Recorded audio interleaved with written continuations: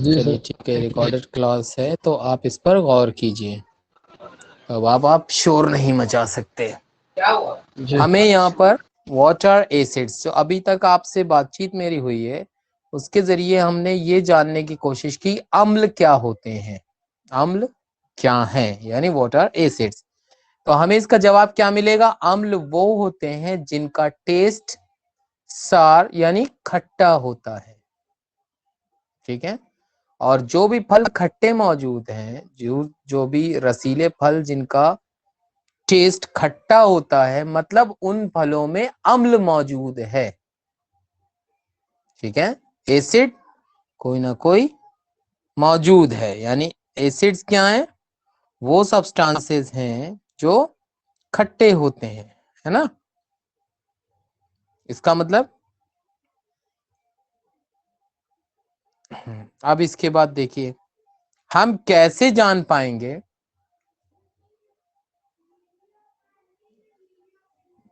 हम किस तरह से जान पाएंगे कि एसिड और बेसिस लिटमस पेपर के टेस्ट के हिसाब से क्या है। कल हम लोग बात कर रहे थे, जो क्लास था तो उसमें ये बात चल रही थी कि कुछ पहचान की चीजें बताई गई हैं, है ना। पहचान की चीजें बताई गई कि आप पहचान सकें उनकी मदद से कि एसिड और बेसिस क्या होते हैं, यानी अम्ल और क्षार क्या होते हैं। तो उनमें जो सबसे कॉमन पहचान का तरीका है वो लिटमस टेस्ट है। लिटमस एक पेपर का नाम है। ठीक है, अब इसमें क्या होता है, अब देखिए लिटमस टेस्ट में एसिड्स वो सब्सटेंस हैं जो ब्लू लिटमस को रेड कलर में चेंज करते हैं। जैसे एक ग्लास में अगर किसी अम्ल कोई घुला हुआ रखा है, आपको पहचान करना है कि ये अम्ल है या क्षार है। आप क्या करेंगे, वो ब्लू लिटमस पेपर लेंगे और जब उसमें आप स्ट्रिप उसकी लेंगे, उसके साथ उस वाले ग्लास में या जार में या जहां भी रखा वहां डालेंगे, तो जो ब्लू लिटमस का कलर है वो क्या हो जाएगा बताइए? रेड हो जाएगा, लाल कलर का हो जाएगा। ठीक है, अब आपको जी सर। ये नोट कर लीजिए कि अपने पास नोट भी कर लीजिएगा, नहीं नोट कर रहे हैं तो रिकॉर्ड बाद में सुन के रिकॉर्डिंग तब नोट कीजिएगा कि एसिड वो सब्सटेंसेस होते हैं जो ब्लू लिटमस का कलर रेड कर देते हैं। ठीक है, ब्लू लिटमस का कलर रेड कर देते हैं। ठीक है, अब कुछ एग्जाम्पल्स ले लीजिए एसिड्स के। ठीक है, कौन सा एसिड लेमन जूस में प्रेजेंट होता है? अब ये समझ लीजिए लेमन जूस में कौन सा एसिड मौजूद है।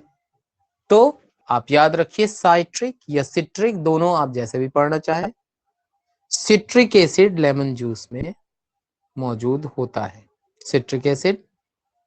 ठीक है, अब एक बात और भी है, कभी कभी दही का टेस्ट खट्टा क्यों हो जाता है? ये सोचने वाली बात है। जाहिर सी बात है, उसके अंदर कौन सा एसिड मौजूद होता है दूध में? Lactic acid. और जब आप उसको ऐसे छोड़ देते हैं लापरवाही से, तो लैक्टिक एसिड का असर बढ़ जाता है और दूध का टेस्ट खट्टा हो जाता है। ठीक है, सिट्रिक एसिड किस में प्रेजेंट है? लेमन जूस में। कुछ एसिड्स हैं, हम लोग पहले भी क्लास में पढ़ चुके हैं, केमिस्ट्री क्लास में। HCl है, HNO3 है, ये सब एसिड्स में आते हैं। ठीक है, यानी हाइड्रोजन क्लोराइड और इसी तरह से HNO3। अब देखिए लैक्टिक एसिड की वजह से कर्ड जो है, कर्ड यानी दही खट्टा हो जाता है। दही तो ऑलरेडी खट्टा ही होता है, लेकिन बहुत खट्टा हो जाता है क्योंकि उसमें लैक्टिक एसिड की मौजूदगी है। अब सवाल ये उठता है बच्चों, आप लोग बताइए कि कैसे पहचानेंगे बेस क्या है, ये बताइए। ठीक है, इसके लिए भी कैसे बेस को डिफाइन करेंगे? लिटमस टेस्ट के हिसाब से। सानिया फरीन तुम बता सकती हो? अनस आप बता सकते हैं?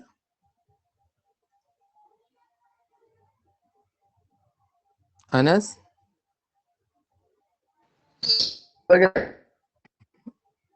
आप लिटमस टेस्ट के हिसाब से कैसे बताएंगे कि दिया हुआ सॉल्यूशन बेस है? ठीक है, सर वो ब्लू हो कोई बात, जाएगा। वो रेड लिटमस को ब्लू कर देगा या दूसरा क्या रेड ब्लू हो करेगा? जाएगा। और अगर ब्लू लिटमस डाला आपने तो कोई कलर चेंज नहीं होगा। नहीं होगा। अगर ब्लू ही लिटमस डाला, ठीक है। दूसरी चीज ये है, दूसरी चीज ये है कि बेसिस का टेस्ट कैसा, जैसे आपने कोई चीज में डाला, लिटमस पेपर में लिटमस पेपर डाला और वो कलर चेंज नहीं हुआ या रेड से ब्लू में चेंज हो गया, तो आप जरा सा टेस्ट करके जबान पे जरा सा एक बूंद से भी आधी बूंद समझ लिए रख के देखेंगे तो वो कड़वा टेस्ट होगा उसका।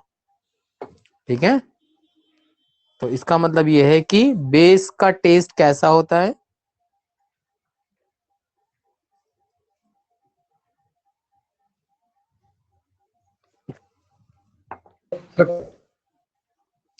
बेस को हिंदी में कहते हैं क्षार।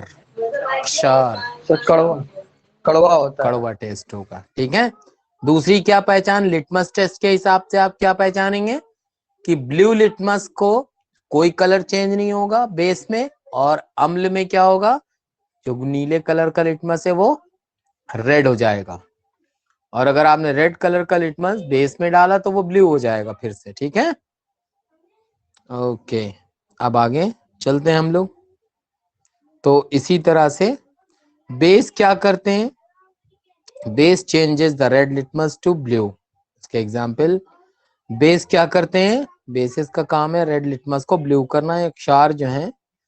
ओके, ये अपनी कॉपी में नोट कर लीजिएगा कि NaOH, KOH, ये दो आपको बेसिस के नाम बताए गए हैं।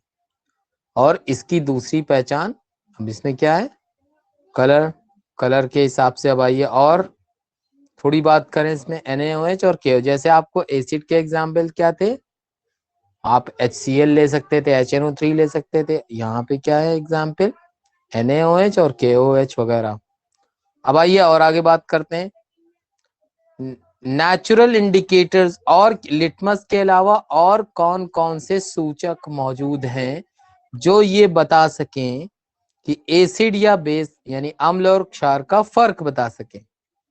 तो क्या है, टर्मरिक। टर्मरिक समझते क्या होता है? हल्दी। हल्दी से भी पता लगाया जा सकता है कि दी हुई चीज अम्ल है या कि क्षार है। ठीक है, अब कुछ और देखिए, कुछ और सिंथेटिक इंडिकेटर्स भी हैं जो यूज किए जाते हैं। सिंथेटिक मतलब मैनमेड, और भी तरह के हैं, जैसे मिथाइल ऑरेंज फिनोल्फथलीन। ये भी आपको कल चैप्टर जब हम लोग पढ़े स्टार्ट किए थे तो वहां पे इनका जिक्र आया था। उनसे भी पता लगाया जा सकता है कि दिया हुआ जो भी सब्सटेंस है, जो भी पदार्थ हमें दिया, जो भी मटेरियल दिया है, वो एसिड है या बेस है। ठीक है, synthetic indicators methyl orange phenolphthalein, natural indicator turmeric हल्दी। ठीक है, अब देखिए अब पीएच स्केल एक चीज होती है, ये भी थोड़ा सा जान लीजिए। पावर ऑफ हाइड्रोजन कल हम लोगों ने डिस्कस किया था। ठीक है, व्हाट इज पीएच स्केल, ये इसका इस्तेमाल क्या है, ये पीएच स्केल क्या होती है, ये एसिड और एल्कलाइन की ताकत, यानी एसिड और बेस की ताकत को, एसिड यानी अम्ल और क्षार की शक्ति को जानने का एक तरीका है। ठीक है, अब ये देखिए एसिडिटी या एल्कलाइनिटी का मेजरमेंट है। देखिए आपके सामने स्केल बनी हुई है, थोड़ा छोटा व्यू आ रहा है, 1 से लेकर के 7 तक ये स्केल जो है वो आपको क्या बताती है, 1 से 7 तक कि एसिड मौजूद है, जो भी दिया हुआ सोल्यूशन है वो एसिड मौजूद, वो एसिड है। जैसे उसमें भी कलर्स होते हैं, वो भी अभी बताया जाएगा आपको। ठीक है, अब आइए, अब what values does the acids obtain, अब एसिड्स कौन कौन सी वैल्यू हासिल किए हुए पीएच स्केल पे, 1 से लेकर के 7 तक के बीच की, ठीक है। बिलो 7 ये क्या है, 7 तक की वैल्यू एसिड रखते हैं यानी अम्ल, और बेसिस कितनी रखते हैं वैल्यू, 7 से 14 तक की वैल्यू बेसिस की होती है, ठीक है। ये बात अपने जहन में अच्छी तरह बिठा लीजिए। अब इसके अलावा what are the substances which have value 7 और 7 ऑन पीएच स्केल। अब एक सवाल उठता है, जिस भी सब्सटेंस की वैल्यू 7 आएगी पीएच स्केल पे, उसको हम क्या कहेंगे, उसको कहेंगे ये न्यूट्रल है, ठीक है, ना ये अम्ल है ना क्षारक है, ठीक है, निष्क्रिय है। चलिए अब अगला पार्ट कवर करते हैं। क्या होगा अगर एसिड और बेस को एक साथ मिला दें। Fareen, are you there? Fareen बेटा, सानिया, फरीन, अनस, अगर आप लोग आवाज सुन पा रहे हो या आपकी आवाज आ पा रही है तो मुझे बताइए कि अगर एसिड और बेस को एक साथ मिला देंगे तो क्या होगा, ठीक है। आप अपनी कॉपी उठा लीजिए कि एसिड और बेस को जब एक साथ मिलाते हैं, ठीक है, दोनों रिएक्ट करते हैं और सॉल्ट बनाते हैं। क्या बनाते हैं, सॉल्ट, ठीक है, ये अपनी कॉपी में नोट कर लीजिएगा। जब भी एसिड और बेस रिएक्ट करेंगे, दोनों एक साथ, अम्ल और क्षार मिला दिया जाएगा तो वह लवण, लव और ण, लवण बनाते हैं, हिंदी में क्या है, इंग्लिश में साल्ट बनाते हैं। जब एग्जाम्पल, चलिए इसका एक एग्जाम्पल देख लेते हैं। सोडियम हाइड्रोक्साइड एक क्षार है, HCl एक अम्ल है, इन दोनों को मिलाया, आपका खाने का नमक तैयार हो गया। इसका नाम है NaCl यानी सोडियम क्लोराइड, और साथ में H2O जरूरी तौर पे बाहर निकलेगा, पानी जरूर निकलेगा, ठीक है।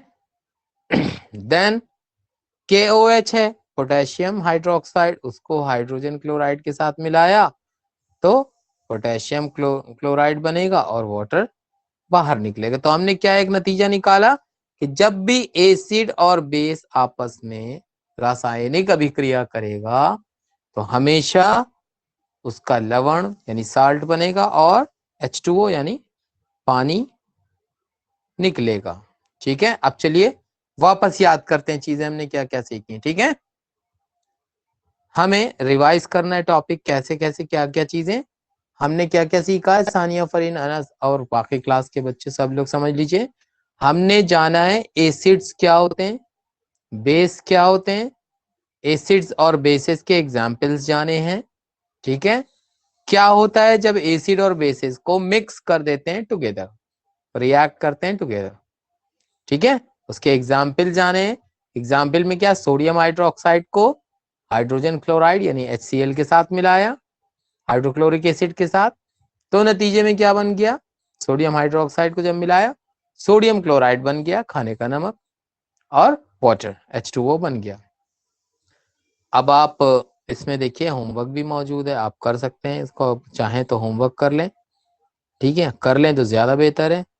आपको अंतर बताना है एसिड और बेसिस के बीच में।